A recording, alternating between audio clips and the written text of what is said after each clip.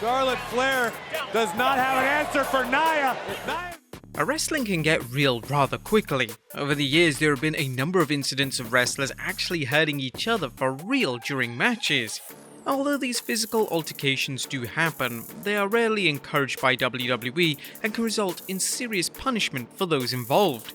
The most well-known incident of a wrestler performing legit moves and strikes on an opponent was in the Brock Lesnar vs Randy Orton match from SummerSlam in 2016. Although this was a planned spot, Lesnar opening up Orton with vicious elbows was as real as it can possibly get. And it's important to emphasize that all the entries in this list took place without express permission from WWE, and all the talent involved in these physical altercations went into business for themselves. With that being said, join us now as Wrestlelamia looks at 10 WWE wrestlers who intentionally hurt their opponent.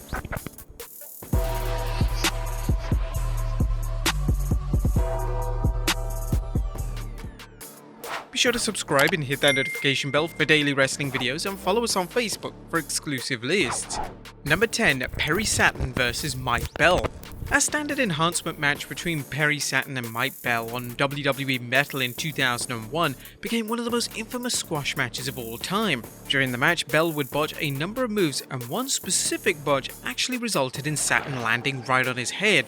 Now, a confused Saturn was furious with Bell, and Saturn responded rather unprofessionally by shooting on Bell. He would deliver real punches to his face, and Saturn would throw Bell through the ropes with so much force that he landed on his head.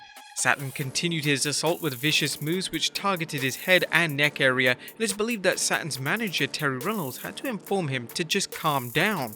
Now, Saturn's actions were scolded by WWE management, and it's rather likely that Saturn received the infamous moppy gimmick as a punishment for the incident. Number 9. John Cena vs Rene Dupree. In April of 2004, WWE booked Tori Wilson to face Rene Dupree in an intergender match on SmackDown. The match resulted in a no contest after John Cena made the heroic save, but during Cena and Dupree's brawl, the two men legitimately began to fight each other.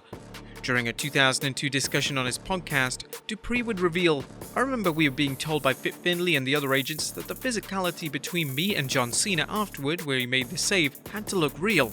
And let me tell you, it was as real as it can be. I busted his eyebrow open, he was bleeding, he busted my lip, and I think I had a bruise somewhere on my face. Those were live rounds."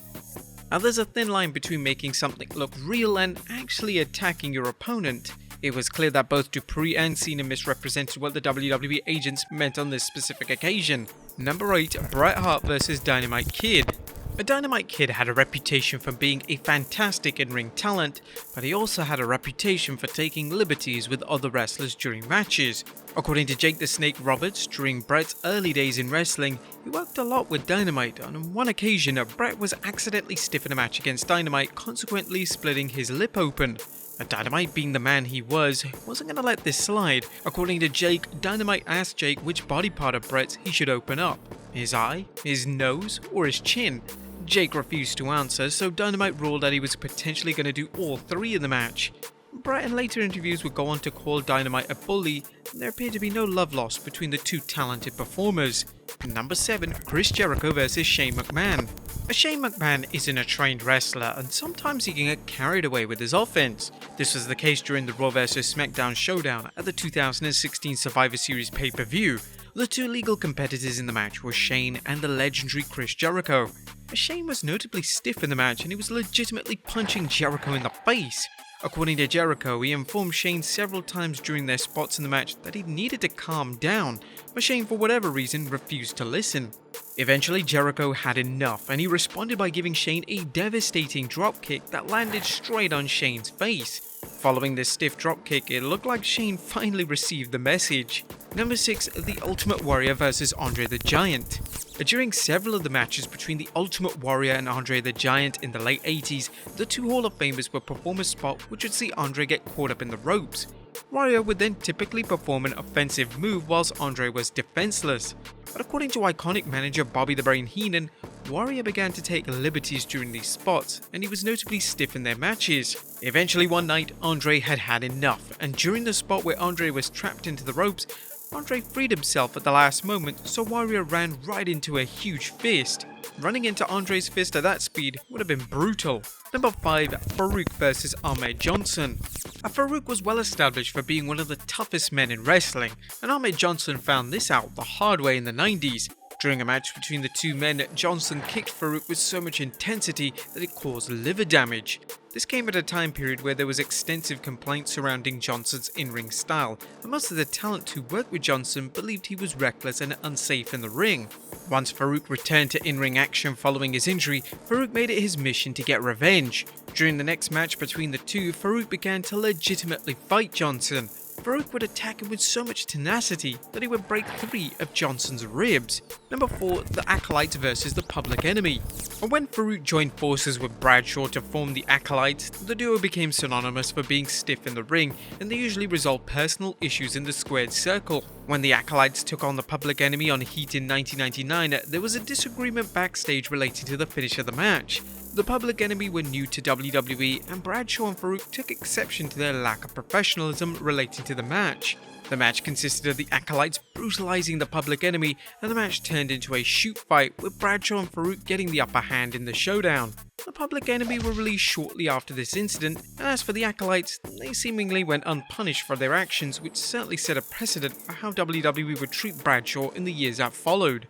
Number 3. Sid vs Jake the Snake Roberts. During a 2022 edition of the DDP Snakebite podcast, Jake the Snake Roberts went into detail relating to a time that a superstar was stiff with him in the ring, and Jake decided to intentionally hurt his opponent. Jake revealed, "I had an incident where a guy was giving me a clothesline every night, and it was freaking ripping my head off. I was recovering from having neck surgery, and in wrestling you can make it look like you tore the guy's head off, or you can tear the guy's head off. So the next time we wrestled, he clotheslined me and I did a little maneuver and snapped his bicep in half with intent. And when he went down, he was grabbing his arm, the bicep rolled up on his shoulder. It looked pretty awesome, and he's screaming to ring the bell, and I jumped on top of him and grabbed his bicep and just started squeezing." Now, although Jake doesn't name the individual involved, this individual is Psycho Sid. Sid has told a similar story publicly of a superstar injuring his bicep, and it's known that these two had an established personal issue with one another. Number 2. Umaga vs the Stars of Jackass. Now, the marketing of SummerSlam in 2007 predominantly revolved around the Stars of Jackass. The planned storyline for the guys of Jackass was to see them facing Umaga, and the build to this showdown actually began the year prior. Jackass stars Steve-O and Chris Pontius were destroyed by Umaga on Raw in 2006. During this segment, Umaga was supposed to just lay out both men, but Steve-O began to laugh at Umaga's beatdown, and this made Umaga furious. Umaga decided to legitimately elbow Steve-O in the head, which knocked him out. Although the SummerSlam match in 2007 was eventually cancelled, the Jackass stars would return to programming in 2022, where Sami Zayn began a rivalry with Johnny Knoxville. And number 1, The Big Show vs the Spirit Squad. The Spirit Squad were a group of male cheerleaders that were featured on WWE programming during the Ruthless Aggression era. In 2006, the stable got to work against The Big Show, and according to Spirit Squad member Johnny, The Big Show during one specific match decided to shoot on him by legitimately beating him up. The surface due to Johnny mocking The Big Show by telling him to pick up a sandwich during a live event match. Johnny revealed that the next time he encountered The Big Show in the ring, The Big Show punished him and put his health and safety in great jeopardy. Johnny felt completely powerless as he knew WWE management wouldn't do a thing about it. Well, there you have it, folks. Be sure to leave your comments down below, and I'll see you next time with some more wrestling content.